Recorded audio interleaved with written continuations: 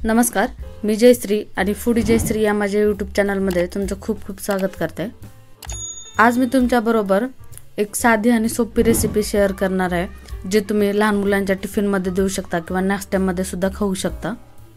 आज मी तुमच्याबरोबर सोयाबीनचं झटपट होणारं थालीपीठ कसं बनवायचं ते सांगणार आहे।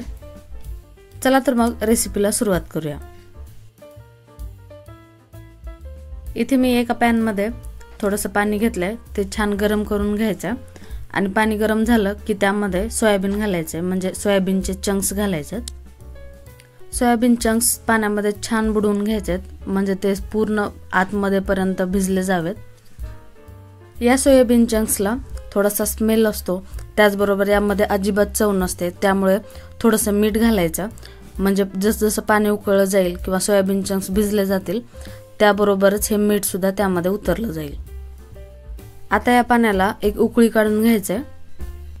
जर तुमच्याकडे थोडासा वेळ असेल तर तुम्ही हे चंक्स अर्धा तास गरम पाण्यामध्ये सुद्धा भिजवून ठेवू शकता, पण एकदम झटपट व्हावे म्हणून मी एक उकळी काढून घेते।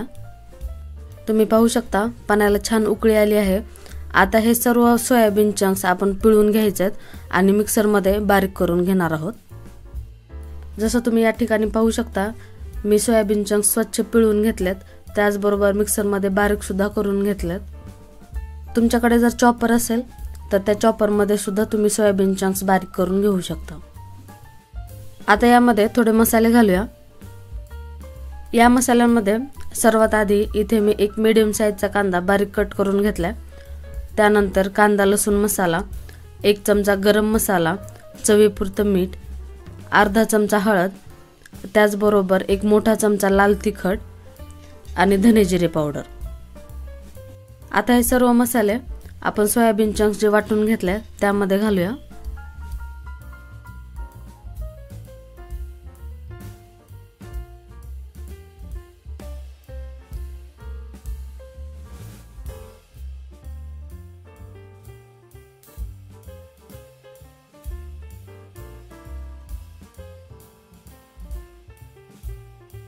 सर्व मसाले टाकून झालेत। आता यामध्ये अर्धा चमचा आलं लसणाची पेस्ट घालते, त्याचबरोबर चिमूटभर हिंग घालायचं आहे।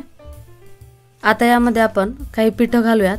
त्यामध्ये सर्वात आधी मी 2 चमचे गव्हाचे पीठ घातले, त्यानंतर 2 चमचे ज्वारीचं पीठ घालायचं आहे आणि 2 चमचे बेसन पीठ घालायचं आहे। आता हे सर्व मिश्रण आणि पीठ पाणी न घालता मळून घेऊया। आपण जे सोयाबीन चंक्स यामध्ये वाटून घातलेत ते पिळून जरी घेतले असतील तरी थोडासा पाण्याचा अंश त्यामध्ये राहतोच, त्यामुळे यामध्ये पाणी घालण्याची अजिबात गरज लागत नाही। पाणी न घालताच आपण हे पीठ मळून घेणार आहोत। जर तुमच्याकडे या ठिकाणी तांदळाचं पीठ अवेलेबल असेल तर ते तुम्ही घालू शकता। तांदळाच्या पिठामुळे हे थालीपीठ खूप क्रिस्पी बनतात। आणि त्याचबरोबर या ठिकाणी तुम्ही पांढरे तीळ सुद्धा टाकू शकता। थालीपीठामध्ये पांढरे तीळ खूप छान लागतात। आता पीठ मळून झाले, त्याच पिठातला एक छोटासा गोळा बाजूला काढायचा आणि आता हे आपण थापून घेणार आहोत।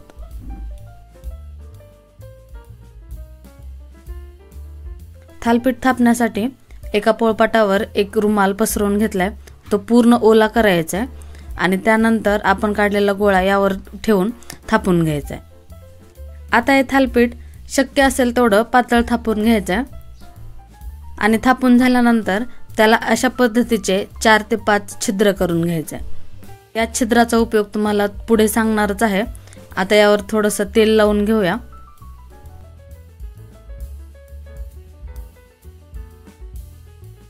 आता दुसरीकडे एक पॅन गरम करायला ठेवलाय, त्यावर आपण छान तेल लावून घेऊया।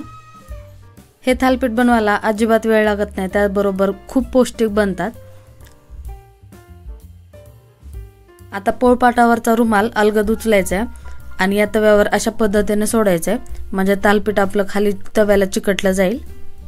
आता आपण थालीपीठाला जे छिद्र बनवले होते त्यामध्ये थोडं थोडं तेल सोडायचं, म्हणजे थालीपीठ एकसारखं भाजलं जातं। आणि थालीपीठाच्या कडेने सुद्धा तेल थोडंसं सोडायचं आणि थालीपीठावर सुद्धा थोडंसं तेल लावून घ्यायचं। तुम्ही पाहू शकता थालीपीठाचा रंग बदललाय। आता हे थालीपीठ आपण उलथून घेऊया।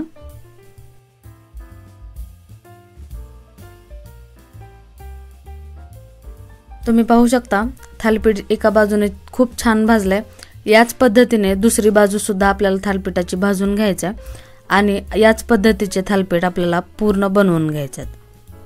ही थालीपीठं खूप पौष्टिक बनतात, त्यामुळे सकाळच्या नाश्त्यामध्ये सुद्धा ही थालीपीठं तुम्ही बनवू शकता किंवा लहान मुलांच्या टिफिनमध्ये दह्याबरोबर किंवा सॉस बरोबर सुद्धा तुम्ही हे वाढू शकता। चला तर मग आजची ही रेसिपी तुम्हाला कशी वाटली मला कमेंटमध्ये सांगा। त्याचबरोबर माझ्या चॅनलला सबस्क्राईब करायला अजिबात विसरू नका। चला तर मग पुन्हा भेटूया अशाच खमंग आणि टेस्टी रेसिपी बरोबर।